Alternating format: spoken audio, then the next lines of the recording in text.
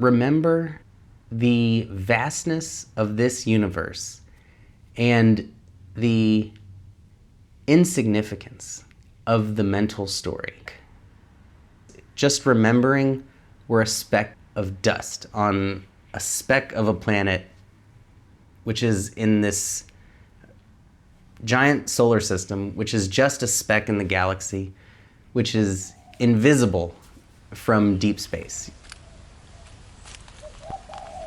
We live in an ever-expanding and contracting universe that goes on forever. Time has no beginning. Time has no end. Every single living being can trace its DNA back to the very first single-celled organism. The idea of separate families is an illusion because we are all deeply related and connected. And it is that illusion that we fall for. That is why we have war and conflict. Peace within leads to peace on earth.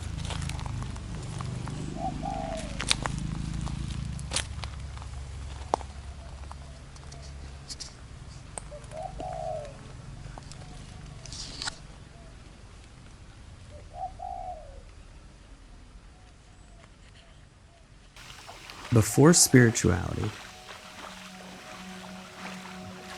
I only knew how to be happy when something made me happy, whether it was alcohol or a promotion or a raise or watching a movie, eating deliciously unhealthy food. And I was just chasing pleasure after pleasure mindlessly, looking for happiness and thinking I was happy if I could do that successfully, just go from pleasure to pleasure. Only later I realized that all the stress, all the back pain, all of the addiction was really covering up a lack of true happiness.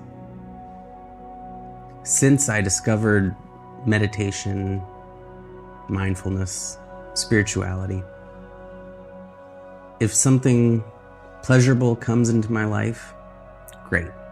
If it leaves, also great. There is no chasing anymore. There is gratitude for what comes and even gratitude for what leaves. Because even during my hardest days and weeks, there was beauty. There was love. There was laughter. In every heartache, in every grief, there is love. In every loss, in every tragedy, there is hope.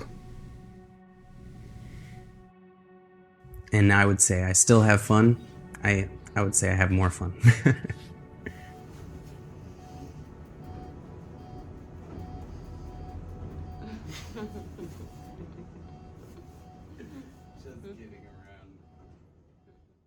Everything is connected.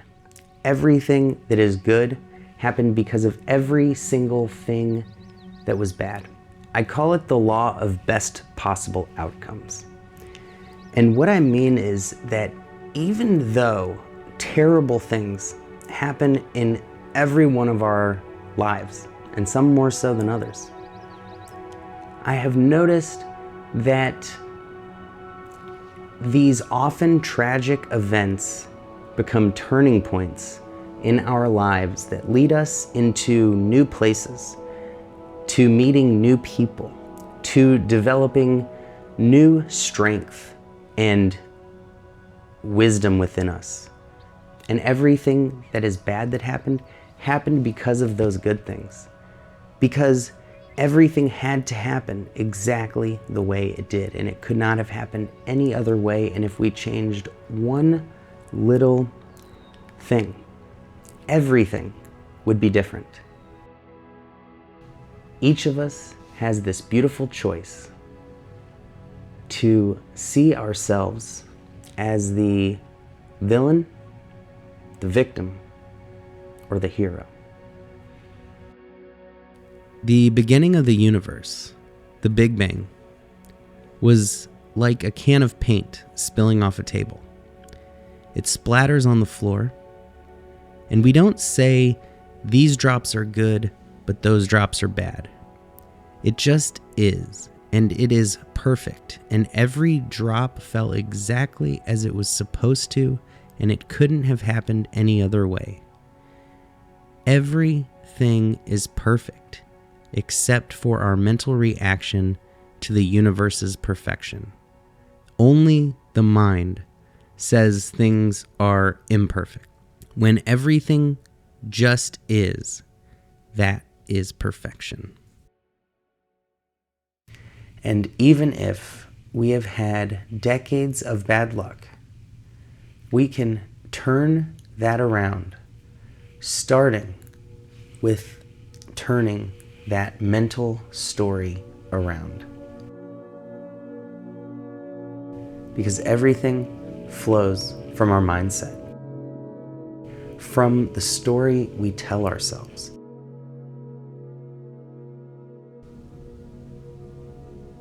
What makes an individual is not the body or the name or nationality. It is having a experience of a life. That we experience the universe from a unique perspective. And it is that perspective that is who we truly are. Deeper than the physical body, which will age and change. Every single one of us is witnessing a universe that revolves around us, that we are the focal point of. In a way, we live in a multiverse because everyone is in their universe, co-creating their own experience. We are all drifted in the sea of consciousness, gods in control of our experience, forgetting that we are gods.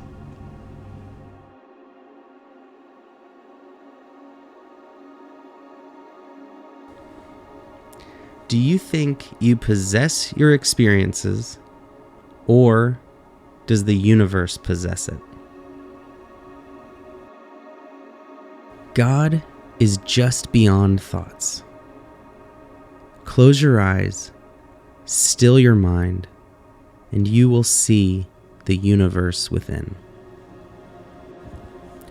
Just pause a moment to feel the peace and love that is there underneath.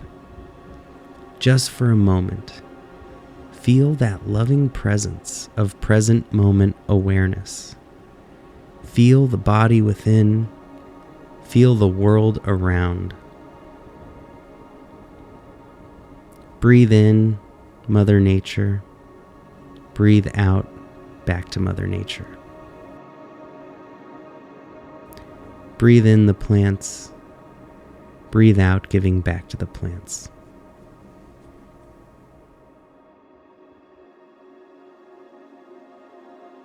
When I was living in a Buddhist monastery in Thailand, I heard a story that a few years before I got there, they were offered an electric dishwasher. And the Buddhist monks rejected the generous gift.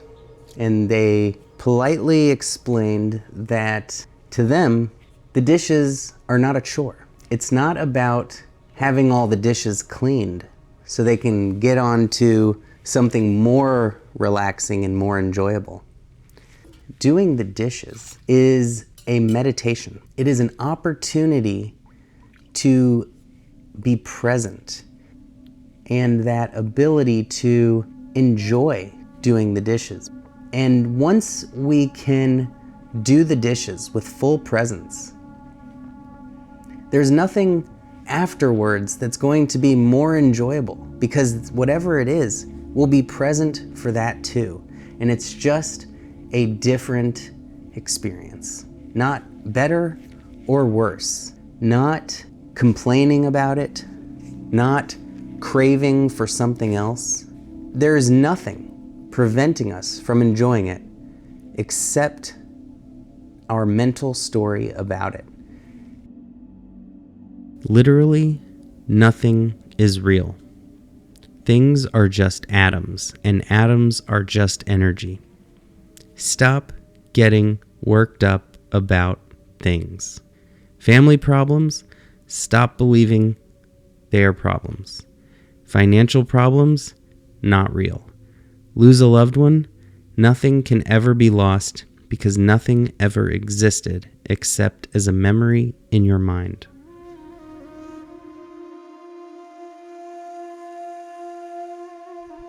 We must also trust that the universe doesn't make mistakes.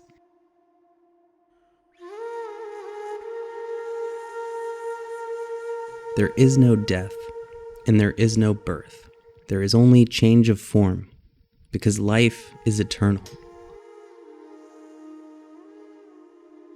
They are not accidents. They are equally beautiful processes of transformation. We will never be born and we will never die because the universe was never born and will never die. There is only change. Like the shape of the ocean will change constantly, but it doesn't disappear. Even the water that evaporates, it goes somewhere, it becomes rain. Everything is simply change. And every beginning and ending are simply illusions. Before every beginning, there was something before that. And after every ending, life still went on. And so the real question is not, why is there something instead of nothing? The real question is, why was there never nothing?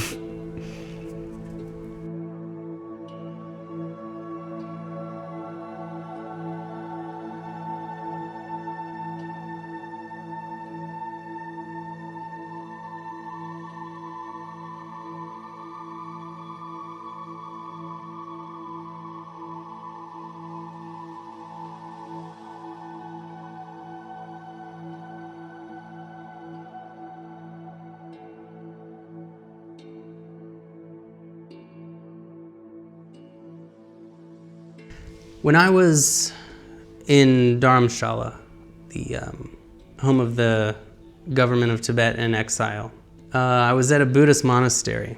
This was in a beautiful monastery on the top of a mountain in the Himalayas. And I was just sitting outside, looking at the forest, and a Buddhist monk had joined me. And he could read my mind. He just knew I was kind of pondering life, and he said, life fires the first arrow at us, and we fire the second one back at ourselves through our aversion and resistance and tension with whatever shot that first arrow, whatever kind of difficulty in life came our way.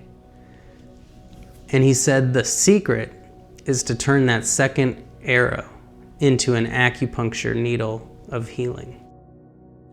And that's just something I'll never forget, because the way we view the world is through our conceptions of the world. We don't view the world, we conceive the world. So often, so much of our lives, we relive the worst moments over and over again. The worst moments in the past, the worst imagined futures possible. And we could just instead choose to relive the best moments or to just be present and enjoy whatever experience is happening in that moment. And the question is just, how do you look at difficulties? Do you welcome challenges and opportunities to grow, or do you fear them, resist them? They will come. The question is, how do you view it? How do you deal with it? And, when you have this viewpoint, which I've really adopted ever since, is that there is nothing bad that can happen in life. Everything is neither really good nor bad. It's just, okay, this happened, I'll deal with that. Now this happened, I'll deal with that. And as long as you can have this view, then everything is just peaceful. Nothing can disturb it. It doesn't matter if you win the lottery or lose everything. There is just, this is where I am, this is what I have to do, and do it. Loneliness is a tragic feeling of being disconnected from your true nature, which is truly oneness, and one with everything and everyone. And aloneness is peace and beauty and bliss, and the most amazing experience we can have.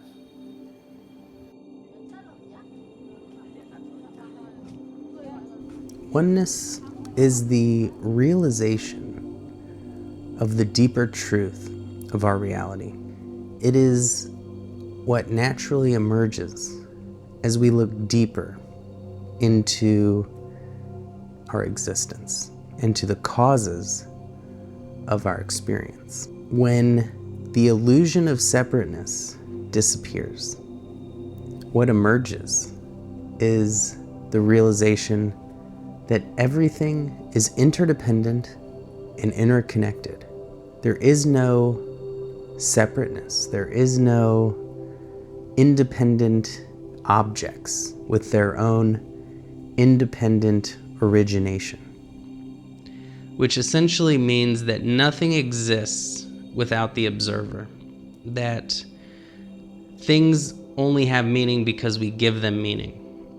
In Buddhism, they meditate on the concept of something as simple as a chair. And if I remove one leg of the chair, is it still a chair? What if I remove both legs of the chair? Or the seat of a chair? At what point does it not be a chair? And what he's getting at is that there really is no chair unless a person sees it, thinks chair, uses it as a chair.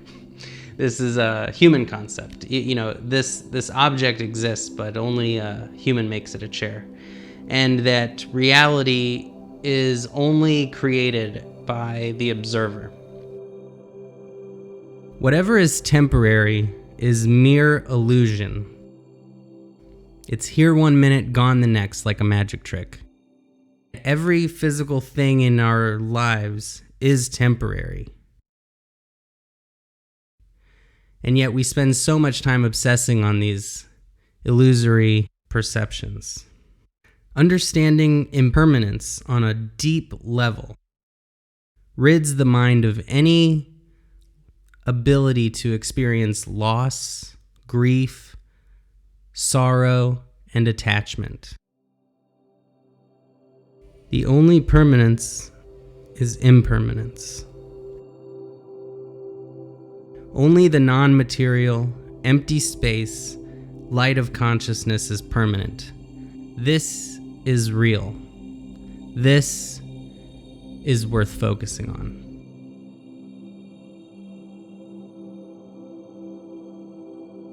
We are the universe, like a fish in water, unaware that it's in water. We are an interconnected part of this universe. When you can sit with yourself, close your eyes and find peace with nothing, then everything becomes a joy. Everything is a gift. When you need nothing, when nothing brings peace and joy and stillness and calm serenity, then nothing can disturb that peace. Everything can only add to it. Let these negative emotions, just let them go.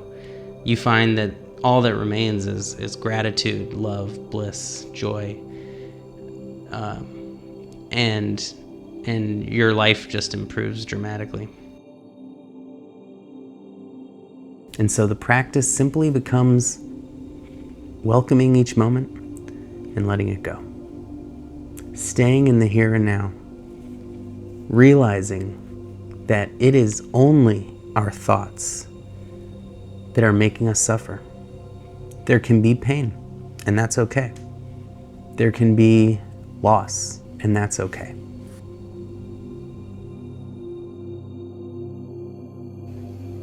If we can understand that we are the light bulb in the projector and not the film and the images on the film strip, then no matter what happens in our life, we can simply enjoy the show.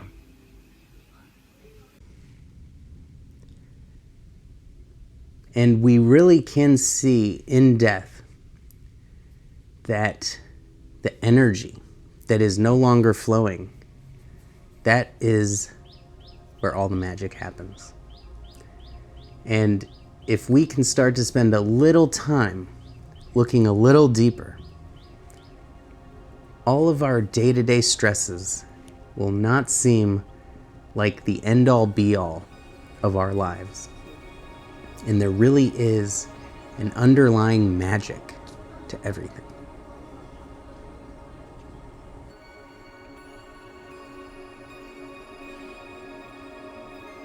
Life is eternal.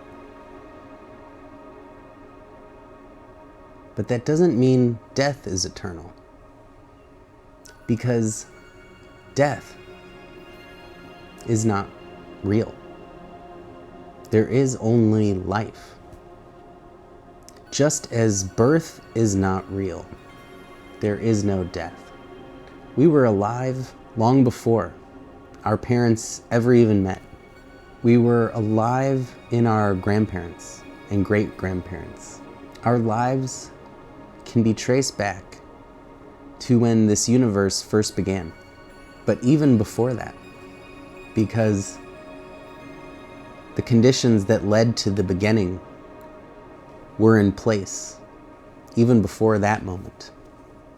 We can't pinpoint down to the exact moment that we are born or when we die. There is no single precise moment. It is all a gradual transition and flow, a constant change of form, truly an eternal process of life that can really never be pinpointed and will never end. If not in this universe, in another universe. There is always life. There is always life arising, falling away, and arising. This is that process. Only when you really lose everything do you really realize you've always had everything. As long as we have breath, we have life. And that is everything.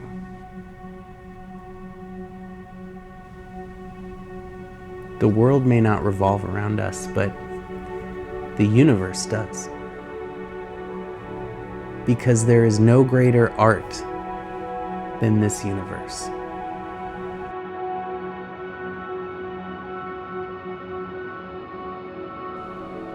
Life beyond the thoughts, the form, and the body. Beyond the name and the nationality. No attachment to any desire, no attachment to any outcome no attachment to anything. One day the credits will roll for us, the movie will be over, and the lights in the theater will come on. But until then, we get to live in this very well-designed illusion of separateness. And just because it's been a long show, years and decades, doesn't mean we have to get too caught up in the story.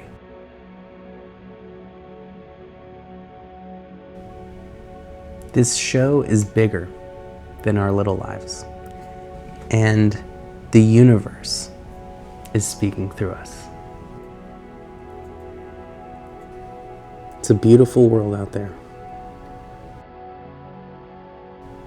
After every night, the sun rises, and it is the most glorious sight in the world.